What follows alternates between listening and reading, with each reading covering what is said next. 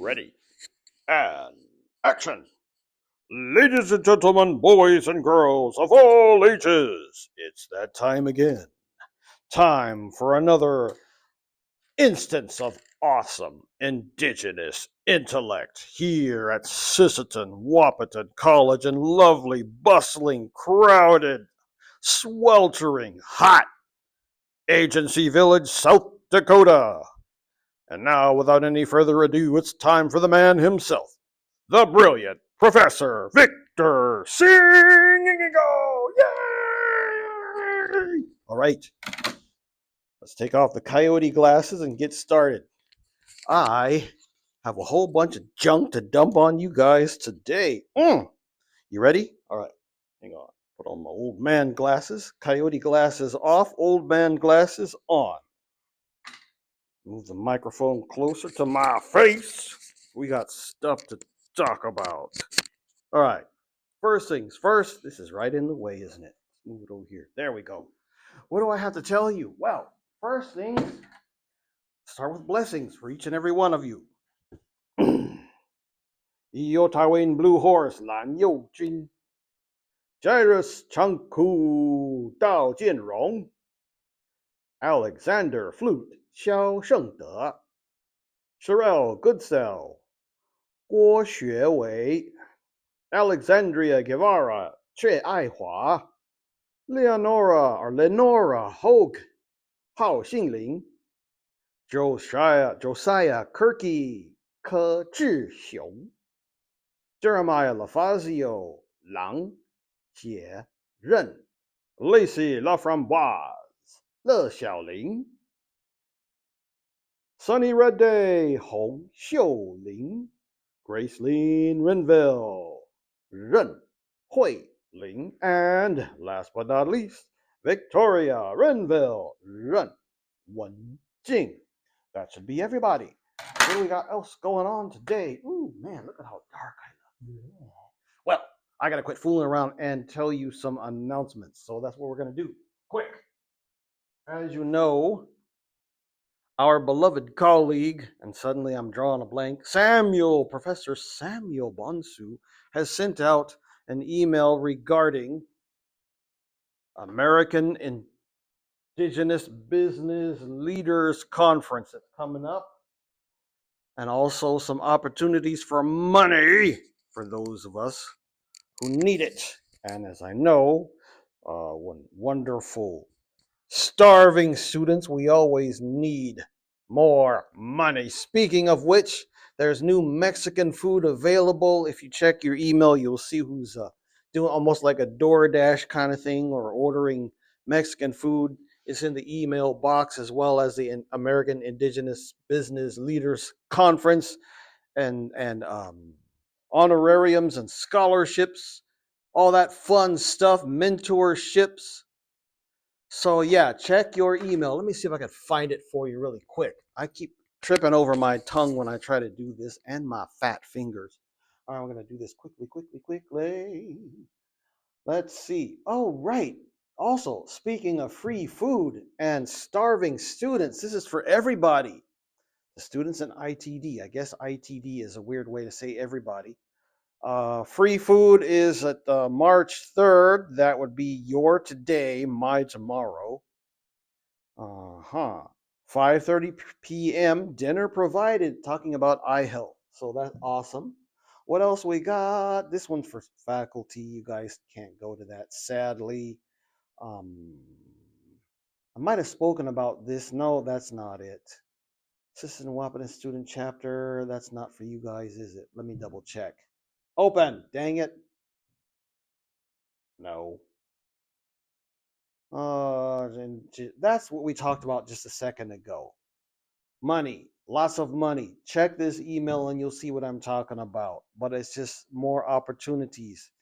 Lejeune's email, more stuff from Dr. Samuel Bonsu, that's for me. I cannot remember. Oh, right. This thing from Samantha Crandall. There's a bunch of stuff I mentioned before. It was picked over already, but there's still a whole bunch of stuff up in the front. So yeah, if you need clothes, baby clothes, whatever. There's still a few items left. Go over there and check it out. All right, what else we got? This is my email or my lesson plan, which I need to reformat. You'll see that I am indeed adding more stuff to our glossary, which is on our eLearning front page.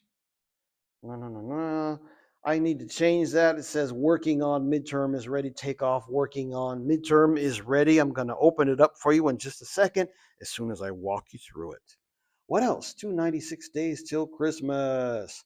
All of this stuff that says 3, 4, I'm going to move that down here and put midterm preview up here because that's what we're going to do next. I'm going to harass you with our midterm. You ready? Here we go. I'm going to mosey on over to around the edge of all these tables and take you to the midterm. So, like I said last time, the midterm looks like this. This is the screen you're going to see with the princess, and I forgot what his name is. Elmo, not Elmo. Igor, not Igor. I can't remember what his name is. The snowman from Frozen. But never mind all that. Hans? No, not Hans. I am going to click Edit Quiz because it's the fastest way for me to show you these questions. And hopefully it won't give away the answers. So here are our questions. Number 1 says of here, which of the following is not, that is not a major theme in Native American literature?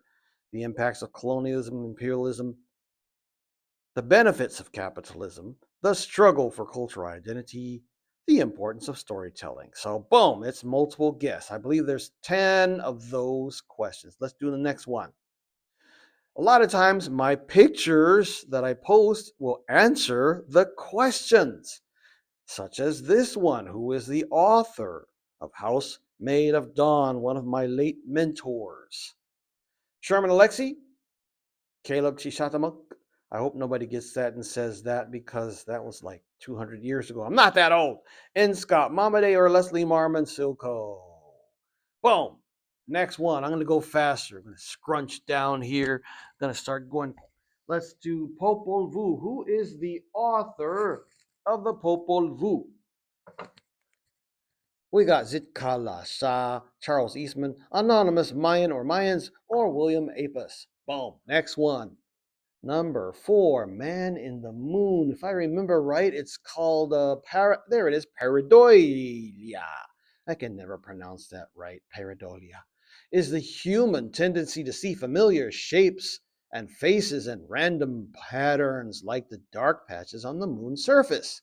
By the way, there's going to be a blood moon either tonight or tomorrow night. The moon's going to turn red. That's awesome. But what do Westerners see when they gaze at a full moon? They see a man in the moon. However, many Asians and many indigenous peoples, what do they see? Rabbit, crow, hummingbird, or a coyote? Next one. I'm going too slow. Bear Butte. Let's click on it. This is number 5. Oh, we can't see the picture. Rather than call it Devil's Tower, what do the runaway Potawatomi and many other natives call this well-known geologic feature? That. Father's Lovestone or Bear Lodge, the volcanic plug, the great fossilized tree stump, or Satan's stool. Next one. Native American Renaissance, blah, blah, blah, blah, blah. Let's see. Click on it and see. What is, what is the Native American Renaissance? 3 points. 19th century effort by European scholars to study and document indigenous folklore. B. A historical movement to revive ancient tribal governments across North America. C. A New Age spiritual movement that adopts indigenous practices for self-improvement. Or D. It's a period of increased literary production by native authors starting in the late 1960s. By the way, I said it before, I'm going to say it again. The computer scrambles these A, B, C, D. So you might not get them in the order that I'm showing them to you. Just a heads up. Next one. Themes, native fang. Oh, this is the one with the woman and the dog. There are the wolf, I should say. Which of these is of the following is a theme in Native American literature? A. The impact of colonialism and imperialism. B. The importance of storytelling. C. All of these. Or D. The struggle for cultural identity. Boom! Next one. Themes. White people right there. Oh, here's one. Let's click on it and see what it says here. Oh, this is my buddy Laura Toad. Oh, I just gave it away. Never mind. When I was a little girl, I was deeply fascinated by books. This is a quote from her. However, I started off with a strange idea that only white people could write. Said which of the following native authors during an interview with your insane Professor Singingeagle? A. Caleb Tishatamuk. B. Laura Tohi. C. Sherman Alexie. Or D. Gary Hobson. Next one. Oral tradition storyteller blanket. Let's click on it and see what it says. Oh, I need to get myself one of those blankets. Which statement best reflects how many Native American authors, including Daniel Heath Justice, Cherokee Gary Hobson, Cherokee Quapaw, Gerald Visner, Ojibwe, and Laura Tohi Navajo, view the oral tradition? So, which best reflects how they see the oral tradition? A. They emphasize that oral tradition remains a vital and living part of Native storytelling, deserving respect alongside written literature. B. They see it as an outdated method of storytelling with little or no relevance to modern Native literature. C. They acknowledge its cultural significance, but argue that written literature has completely replaced it. Or D. They believe that only oral tradition, not written literature, can truly capture Native experiences. Let's keep going. We did that one. Medicine givers. Like I said before, the pictures often answer the questions. According to Daniel Heath Justice, Cherokee, and your professor, Potawatomi, after humans began to mindlessly kill and destroy, they were cursed with illness and disease.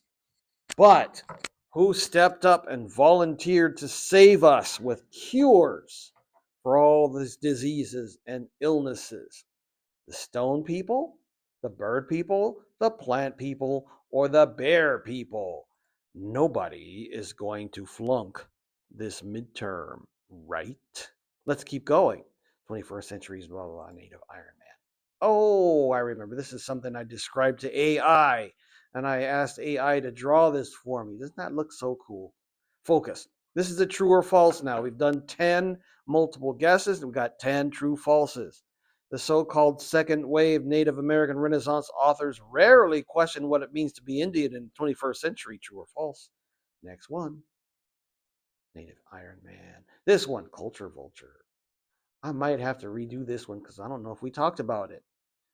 We might talk about it. Authors such as Sherman Alexie, Spokane, and Coeur d'Alene, Tiffany Midge, Lakota, view the appropriation of indigenous cultures by non-natives as a sign of admiration and respect, true or false. I believe if you go back and look at the videos, you'll see the answer to that. Residential schools, true or false? Author Gertrude Simmons Bonin, otherwise known as Itkalasha, strongly believed that residential schools benefited Native children by helping them abandon a doomed tribal lifestyle in favor of modern mainstream society. Next one. Ortner versus Allen again. Let's click on it and see. Right. There's Sherry Ortner. There's my late other mentor, Paula Gunn Allen. True or false, the late author Paula Gunn Allen, Laguna, agreed with feminist anthropologist Sherry B. Ortner on the concept of the universal subjugation of women. That's true or false. Let's keep going. More Indian than thou. This one, let's make it bigger. I want to see the girl too. There we go. True or false? Singing Eagle Potawatomi says natives sometimes use comparative misfortune against each other in something he calls playing more Indian than thou. That's true or false. Easy answers. This is from Gary Hobson. Let's click on it and see what he says. There he is. When he was much younger, that's probably back in the 90s when he was my teacher at the University of Oklahoma. In our textbooks, Why Indigenous Literatures Matter, author Daniel Heath Justice, Cherokee, claims that the work of author Gary Hobson, Cherokee Quapaw Chickasaw, provides easy answers to questions of identity or Indian identity. True or false? By the way, nobody's going to get that wrong because we had a discussion. I know my interview with him was kind of slow because he's losing his hearing and we just kind of reminisced, but you hear a few gems in that kind of weird slash boring slash goofy lecture or interview I did with him. But that's often the case when you talk with elders. You talk slow and you have to just be patient and repeat yourself because oftentimes they can't hear or they're accessing old memories. You guys know this. I'm talking too much. Let's keep going. Moon myths, moon maidens compared, true or false? Oh, there's Chang'e, the moon maiden from China, and here is Yi Shell, or Ich Shell, the moon maiden from Mesoamerica, and you see that they both have rabbits. And it's interesting. True or false? Both ancient Chinese mythology and certain Native American traditions include stories about a rabbit and a woman living on the moon. True or false? Shell has a snake bonnet. That's kind of cool. And of course, Chang'e, she just has a white rabbit. Supposed to only have one white rabbit. Never mind, keep going. I just answered that one. Number 18. True or false? We're number one. We're number one. She's landing in the fire. True or false? Most Native American tribes viewed themselves as superior to other tribes and races, emphasizing dominance over humility. True or false? We're better than those guys. What else? Superior. Oh, Humorless, the 1491s. Do you guys ever watch these guys on YouTube? They have an awesome YouTube channel. True or false? Author Sherman Alexie, Spokane, and Tiffany Midge, Lakota, demonstrate in their writing that indigenous peoples are always tragic, humorless victims of white colonization. True or false? That picture gives it away. Boom. Next one. Then we have matching. So this is what I was telling you guys about before. There's going to be these drop downs that identify. It says for each term or phrase, select the correct definition. Blah blah blah. 1 point per match. So what you do is you click on that and you choose one. Those are the choices, and you probably have to expand this to a bigger screen so you can read it more carefully. So last of the OFOs, recurring element or theme process by which blah blah blah blah blah. Cherokee asserting art. Daniel Heath says we've used this blah blah blah. Lack of knowledge related to Iliism, literary artistic movement. This novella by Gary Hobson tells a story blah blah blah, often dramatized native. So I'm not going to read them all. We don't have enough time, and I'm already talking too much. But let's look at them really quickly. Didactic, narrative, distancing. I'm going to change that to indigenous didactic narrative distancing after I'm done. Intergenerational trauma, art for art's sake, motif. Indigenous deficiency, art for life's sake, etiology, cultural illiteracy, and cultural and mythic diffusion. Let's look at all the different answers one more time. A recurring element or symbol that appears throughout a work of literature, often used to reinforce or create a particular mood or atmosphere. The process, this is the other choice, by which ideas, stories, beliefs, technology, or artistic symbols spread from one group to another, either through direct contact or trade or something. I forgot the rest. I can't see it. I need to shrink that down. A term advanced by Marilu Awaita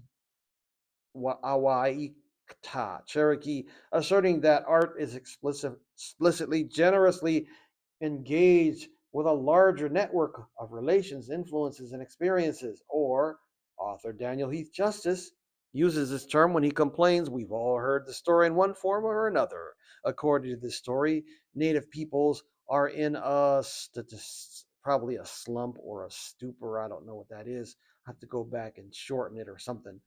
Next one, lack of knowledge or understanding, whether willful or unwillful, of other community worldviews. Should be other cultural worldviews, including history, politics, values, and social norms. I see I got to do some revision to this before I open it up. Next one, related to Iliism in native storytelling. This is the deliberate shift away from first person singular in order to reduce defensiveness in the listener or reader, or a literary and artistic movement that emerged in late 19th century France, arguing that true art should have no social, political, or moral or didactic purpose. Again, this novel by Gary Hobson, or novella, Cherokee Quapaw Chickasaw, tells the story of Thomas Darko, a member of a tiny Louisiana tribe, a sort of parody of James Fenimore Cooper's Last of the Mohicans. Next one, often dramatized in Native literature, this refers to the passing down of deeply distressing experiences, embedding itself in familial memory, identity, and something else I can't remember. The last one, the attribution of the cause or reason of something, often expressed in mythic or oral traditions. Example, why a possum has no hair on his tail, or why hummingbird has all those beautiful colors. So those are your IDs. Let's get rid of that. Boom. Now comes the big stuff. We got 2 essay questions. As you can see, 3, no, 2. One is worth 10 points, and one is worth 20 points. So do not mess around with these. If you want an A, that is. If you just want to regurgitate, you'll get a nice C on this midterm. But if you really want to do well, make sure you answer the question. Let's look. Where is it? Many of the stories in Read, Listen, Tell highlight the differences between living on large, relatively isolated reservations, which often function as self contained cultural worlds, and living on small reservations where daily interaction with non natives is unavoidable. Your professor even spent a considerable amount of time examining this issue, drawing from specific stories from the textbook and on our class discussion, explain how the size and location of a reservation shape experiences, change challenges and identities of the characters. How does reservation size influence the way the stories portray identity, community, conflict, or belonging? How do these geographical and social conditions influence the literature itself, its themes, conflicts, humor, narrative voice? Use concrete examples from at least 2 of our stories from our textbook. Read, listen, tell. This one. Nope, wrong one. This one. There we go. Read, listen, tell. Oh man, I spoke for 24 minutes and 18 seconds. I got to hurry up.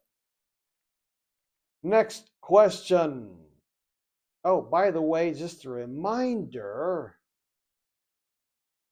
longer answer here is Chief Maharav. You get a choice. You get to choose between, I think it's 3 or 4 questions and answer it. Choose one of the following questions and write. I'm going to click on this in a bigger one, like make it bigger. That's better. That's better. Now we can see it. Choose one of the following questions and write at least 3 well developed paragraphs in your response. This question is worth double the previous essay question, so do not be lazy and do not attempt to answer more than one, as only one answer will be scored. Your professor says, this is A. Your professor says that Inuit author Joe Paniak Patuk, I can't say it, story Many Lives of Anakachug might still hold relevance today. Why did he say this? You can click here and it'll open it up. Next one. In 1992, Professors Joe Bruchak, Lee Francis, they founded the Returning the Gift Project. Click on that and you can see what it is. As a way to reclaim indigenous storytelling community and literary sovereignty during the 500-year mark of colonial contact, it later morphed into the Native Writer Circle of the Americas. Hover over that, right click on it and open it up, and you'll see what's going on. Professor Singingeagle explained that this was the first time in history when Native writers from all over the Americas and all over the world gathered together in one place to share their experiences. And Singingeagle was there. Drawing on our class discussions, explain why this project mattered. What problems in publishing and representation were Native writers facing at that time, and how did Returning the Gift and Native Writer Circles of the Americas offer a different, more relational model for supporting Indigenous authors? Use specific examples from the project or our readings. I know it sounds really wordy, and yes, it is. I had AI help me with this question, but it's actually easier than it looks, so don't let it intimidate you. Let's right click on this and see what RTG is. And you'll see this crazy man in the photograph. You probably won't be able to see him.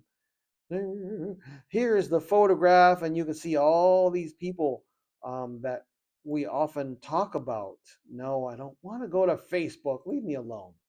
But yeah, you can click on it, and you can see there's Sherman Alexie. There's I see Hobson over there, and a bunch of others. But I'm gonna sit up here and reminisce too much. But that'll explain what it is, and you click off that. Go back to our quiz. Where'd that question go? There it is. Right click on this one. Let's open it up. And that's, what do you call it? A Wikipedia entry that says what it is. Boom. And all those people, all of whom, I should say most of whom I know. Boom. Get out of that. What else we got going on? Go back to the quiz. Now, let's do the last question. C.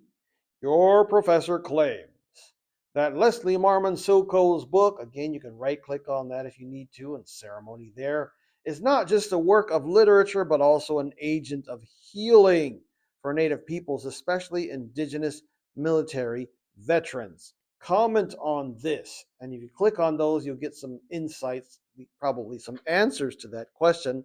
I might have told you this, but there was a certain crazy man who just got out of the U.S. Coast Guard, and he was a mess because he had a head injury, and which is why the crazy man is always standing in front of you, rambling away, and ADHD already, but then with a head injury, even crazier. But at the time that he got out of the military, he was a literal mess, and his wife at the time, the mother of his 2 children, said, I can't take this insane guy anymore. She took the kids and took off and ran away. So the poor Indian guy went back to college, and he was a mess. And one of his professors, who was also native, handed him a book, Leslie Marmon Silko's Ceremony. She said, here, read this.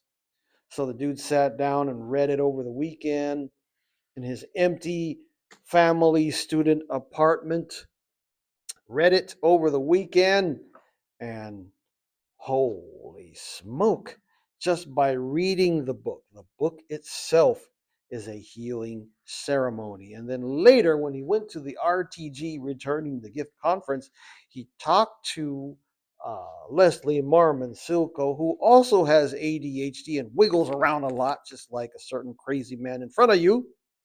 He said, "Oh, Professor Leslie Silko, oh man, did you realize that your book, Veterans Everywhere, I mean, at least for me anyway, when I read this book, it helped me heal?" And she said, "Yes." A lot of veterans come up to me and tell me the same thing. Now, I'm just giving away the answer to that one. I got to quit talking so much. And thank you again for your patience. I'm going to knock it off there. And let's kill that. And we're going to go back to this. And I'm going to click on here just to remind you where it is in our e-learning. No. Why does it always do that? Stop here. I got to move these down because we're in the green now.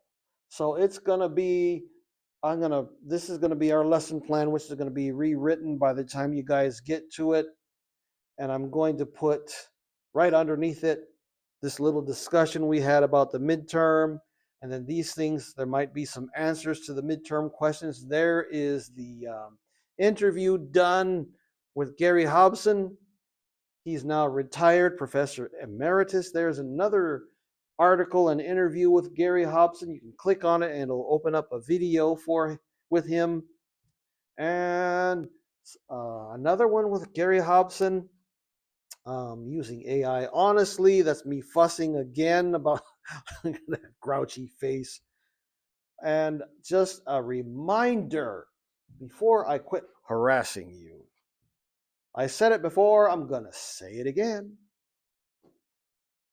It's on our lesson plan. How do you get a C on our quiz? On those essay questions, especially.